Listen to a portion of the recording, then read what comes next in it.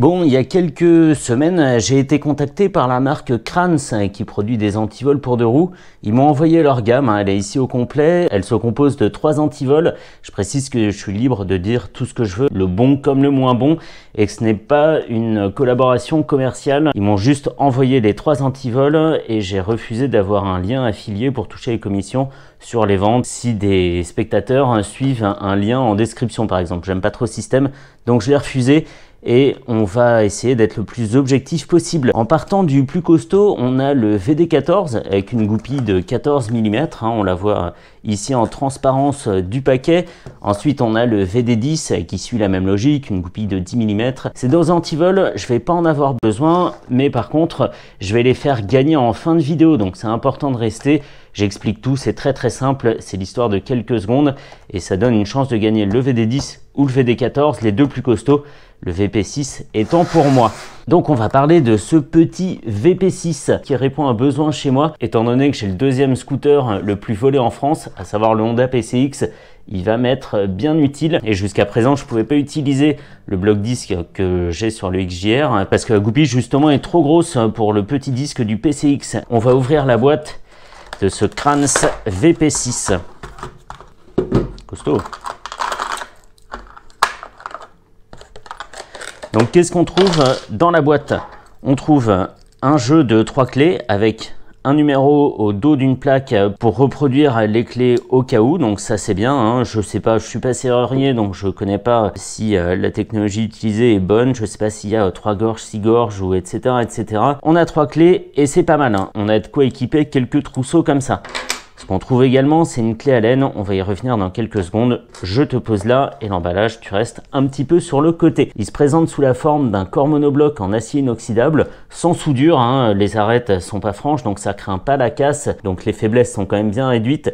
C'est bien contre les attaques et le fait qu'il soit en acier inox, évidemment, c'est bien contre la corrosion. Il est pas peint, donc il vieillira pas non plus. On n'aura pas, par exemple, un antivol noir où au fur et à mesure des années qui passent, on a des éclats de peinture qui apparaissent ça et là et ça fait un petit peu moyen comme aspect. Celui-ci pèse 480 grammes, le VD10 pèse 610 grammes et le VD14 pèse 614 grammes. C'est tout à fait dans la moyenne, hein. Il n'est pas plus lourd ou plus léger qu'un autre et il a vraiment un ressenti très costaud. On remarque ici qu'il y a un petit capot dessous, un couvercle comme on veut, il est en métal et il est ajouré parce qu'en dessous on trouve un haut-parleur. Parce que cet antivol dispose d'une alarme sonore dont le niveau est réglable et qui peut aller jusqu'à 120 décibels. Je l'ai essayé ici dans mon appartement, c'est vrai que ça sonne très fort, hein.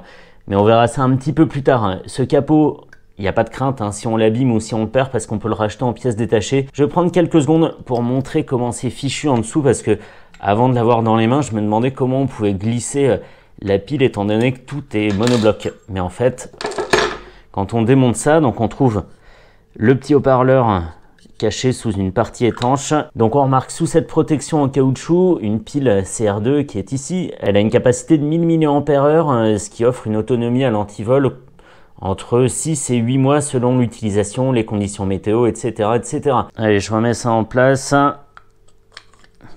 Et puisque le système est sous tension, merci, on va pouvoir se connecter à l'antivol via la fonction Bluetooth qui est pas du tout gadget, hein. On va le voir, c'est pas une simple fonction pour dire t'es allumé ou t'es éteint, c'est plus que ça. Et c'est parti, donc on télécharge l'application Kranz.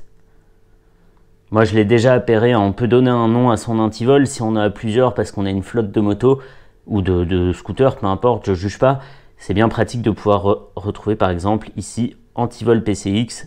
Et ça permet de régler le volume. Alors moi, si tu permets, comme j'en ai un peu marre de sursauter, on peut le régler entre 2% et 100%. On va le mettre à 6% de puissance pour l'alarme.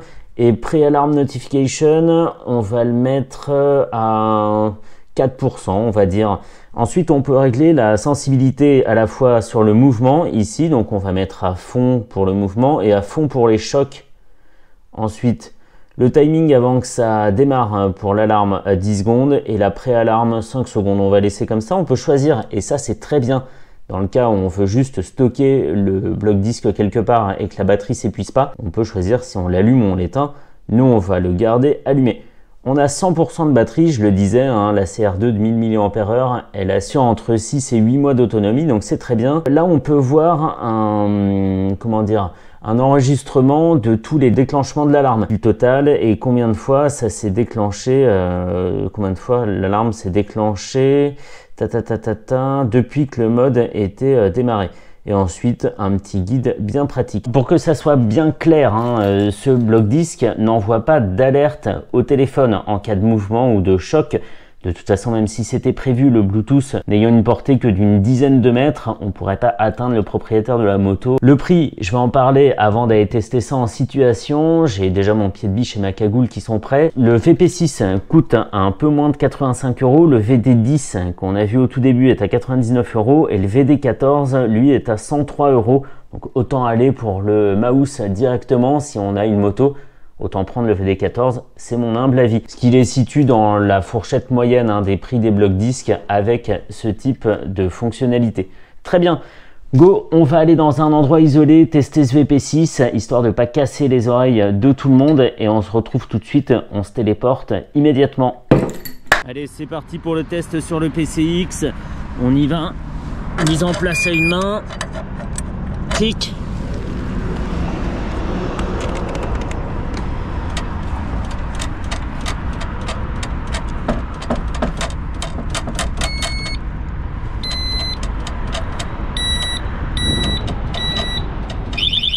Nickel, nickel. Bon bah ça fonctionne, on le sait, parfait. Bon, en conclusion, ce crâne VP6 fait très bien le boulot. Ce que j'ai particulièrement aimé, c'est le fait de pouvoir paramétrer l'antivol depuis le téléphone et notamment de pouvoir l'éteindre pour économiser la batterie si on le stocke quelque part et de pouvoir changer aussi la sensibilité au choc parce que c'est évident que si on le gare à Paris, il y a plein de gens qui touchent à notre deux roues pour se garer eux-mêmes ou quand ils repartent, etc. Donc ça sert à rien de l'avoir trop sensible. Ça, c'est bien.